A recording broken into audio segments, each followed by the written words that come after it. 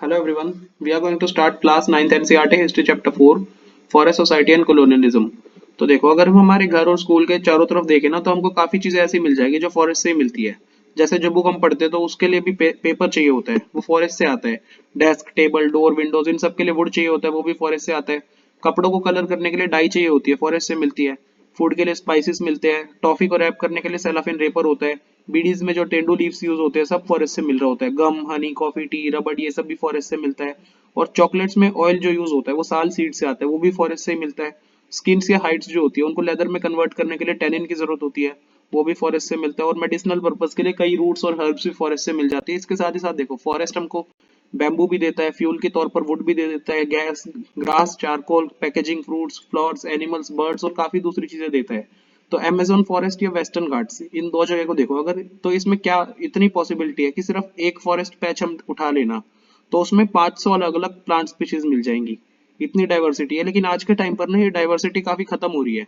और देखो, ये जो 1700 से 1995 का पीरियड था ना, ये इंडस्ट्रियलाइजेशन का दौर था। तो इसमें देखो 13.9 मिलियन स्क्वायर किलोमीटर फॉरेस्ट का जो है, या फिर कह सकते हैं हम इसको, ये पूरा 9.3% था वर्ल्ड के टोटल एरिया का। ये सब क्लियर कर दिया गया इंडस्ट्रियल यूजेस के लिए, कल्टीवेशन, पेस्चर, फ्यूल वुड, इस तरह के पर्पजेस के लिए सब खत्म कर दिया गया।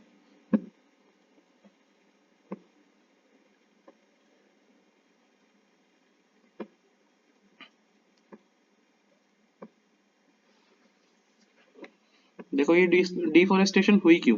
ये जो फॉरेस्ट लुप्त होते जा रहे हैं ना, दिख नहीं रहे, अब इसी को कहते हैं डिफोरेस्टेशन। डिफोरेस्टेशन ये कोई रिसेंट प्रॉब्लम नहीं है, ये प्रोसेस ना कई सेंचुरीज पहले शुरू हो गया था। लेकिन कॉलोनियल रूल में ये बहुत ज्यादा एक्सटेंसिव, मतलब बढ़ गया था और सिस्टमेटिक होने लग गया था। तो इसके कॉजेस क्या है डिफोरेस्टेशन के? देखो, एक कॉज तो ये बताया कि land to be improved, land जो है उसको इम्प्रूव करना है। ये जो 1600 का टाइम था, इन 1600 तो इंडिया के लैंड मास का 1/6 कल्टीवेशन के लिए यूज होता था। लेकिन आज अबाउट हाफ, मतलब इंडिया के लैंड मास का आधा हिस्सा कल्टीवेशन के लिए यूज हो रहा है। क्योंकि देखो, पॉपुलेशन बढ़ गई है सेंचुरीज के साथ साथ, मतलब सदियों के साथ पॉपुलेशन बढ़ती गई है, तो डिमांड जो है ना फूड की, वो भी बढ़ी है। तो पीजेंट्स ने अपनी कल्टीवेशन के लिए ना बाउंड्रीज बढ़ाई है, तो उसके लिए फॉरेस्ट क्लियर किए हैं और नए लैंड इस तरह से उन्होंने बनाए हैं। कॉलोनियल पीरियड में कल्टीवेशन जो है ना, ये काफी अलग अलग रीजन से बहुत ज्यादा एक्सपेंड की है। सबसे पहला रीजन तो क्या था, ब्रिटिश लोगों ने ना डायरेक्टली कल्टीवेशन को एनकरेज किया था। क्योंकि कमर्शियल क्रॉप्स जो होती थी ना, जिस तरह की जूट हो गया, शुगर हो गई, वीट हो गई, कॉटन, इन सब की डिमांड थी, तो इनकी कल्टीवेशन को उन्होंने बहुत ज्यादा एनकरेज किया था।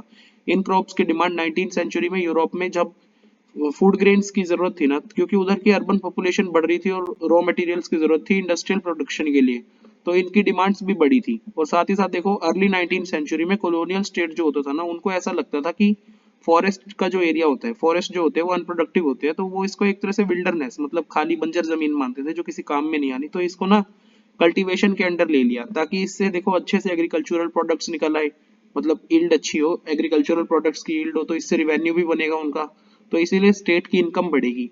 तो इसीलिए देखो, 1880 से 1920 के बीच में कल्टीवेशन एरिया जो है ना, वो 6.7 मिलियन हेक्टेयर्स बढ़ा है। और हमेशा ना कल्टीवेशन को एक साइन, कल्टीवेशन की बढ़ोतरी को, मतलब एक्सपेंशन ऑफ कल्टीवेशन को एक प्रगति का साइन, मतलब साइन ऑफ प्रोग्रेस माना गया है। लेकिन हमें ये नहीं भूलना चाहिए कि फॉरेस्ट क्लियर करना पड़ता है अपने को कल्टीवेशन में लैंड लेने के लिए। तो इससे डिफोरेस्टेशन होती है ना, इसके भी काफी नुकसान है।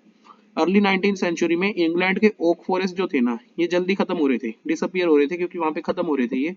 तो ये जो प्रॉब्लम थी ना, इसके कारण टिम्बर सप्लाई में प्रॉब्लम आने लग गई थी रॉयल नेवी के लिए। तो फिर इंग्लिश शिप्स कैसे बनती अगर स्ट्रॉन्ग और ड्यूरेबल टिम्बर ना मिले तो? और इंपीरियल पावर जो है उसको प्रोटेक्ट कैसे किया जाएगा अगर शिप्स ही नहीं होंगे तो, प्रोटेक्ट और मेंटेन। तो 1820s में क्या हुआ, उन्होंने ना सर्च पार्टीज, मतलब कुछ ढूंढने के लिए दल भेजे, सर्च पार्टीज भेजी, ताकि वो इंडिया के फॉरेस्ट रिसोर्स को एक्सप्लोर कर सके। तो एक ही डिकेड के अंदर, मतलब 10 सालों के समय अंतराल में ही काफी ट्रीज जो है वो मैसिव स्केल पर काटे गए, और काफी टिम्बर जो है ना वो इंडिया से एक्सपोर्ट किया गया। जो रेलवेज का एक्सपेंशन हो रहा था, जो स्प्रेड हो रही थी ना रेलवेज 1850s में, तो इसके कारण ये नई डिमांड बनी थी। रेलवेज कॉलोनियल ट्रेड के लिए बहुत ज्यादा जरूरी थी, और साथ ही साथ इंपीरियल ट्रूप्स जो होते थे उनके मूवमेंट में भी बहुत हेल्प करती थी। और अगर लोकोमोटिव्स को चलाना है तो वुड एक तरह से फ्यूल की तरह भी यूज होएगा। और साथ ही साथ जो रेलवे लाइंस के स्लीपर्स होते हैं ना, उनको भी अगर बिछाना है तो उनके ट्रैक्स को होल्ड करने के लिए बहुत ज्यादा जरूरी होते हैं ये स्लीपर्स जो होते हैं। तो हर एक माइल जो रेलवे ट्रैक का बिछता था ना, इसमें लगभग 1760 से लेकर 2000 स्लीपर्स यूज होते थे। स्लीपर्स क्या होता है आप समझ रहे हो ना, जो रेलवे ट्रैक्स के बीच में वो लकड़ी का तख्ता सा बिछाया होता है ना, वो होता है स्लीपर। इन स्लीपर्स की जरूरत थी क्योंकि रेलवे ट्रैक को होल्ड करना था। तो 1860s तक देखो जो रेलवे नेटवर्क काफी एक्सपेंड किया है। 1890 में देखो ये करीब 25,500 किलोमीटर था, इतनी मतलब बिछाई गई थी। लेकिन 1946 में ये जो लेंथ है ना ट्रैक्स की, ये 7,65,000 किलोमीटर, इतना ज्यादा बढ़ गया था। तो क्योंकि देखो पूरे इंडिया में ये रेलवे ट्रैक्स बिछाने थे, तो एक ट्रीज की डिमांड बहुत ज्यादा बढ़ रही थी, तो ज्यादा ट्रीज चाहिए थे। तो 1850s में ही देखो मेड्रॉस प्रेसिडेंसी में ही कम लगभग 35,000 पेड़ 35,000 ट्रीज हर साल काट दिए जाते थे स्लीपर्स की डिमांड के लिए, क्योंकि स्लीपर्स चाहिए थे। तो गवर्नमेंट ने ये सब कंट्रैक्ट इंडिविजुअल्स को भी दे दिए ताकि जितने भी क्वांटिटीज में वुड की जरूरत हो वो इसको सप्लाई कर दे। तो ये जो कंट्रैक्टर्स होते थे ना, ये अंधाधुंध पेड़ काटते जाते थे, और फॉरेस्ट जितने भी रेलवे ट्रैक्स के अराउंड होते थे ना, ये खत्म होने लग गए थे इसी के कारण, क्योंकि डिमांड इतनी ज्यादा हो गई थी। तो इसी के साथ हम ये वाला पार्ट खत्म कर रहे हैं। इससे आगे का चैप्टर हम सब्सिक्वेंट नेक्स्ट पार्ट्स में करते जाएंगे। Thank you.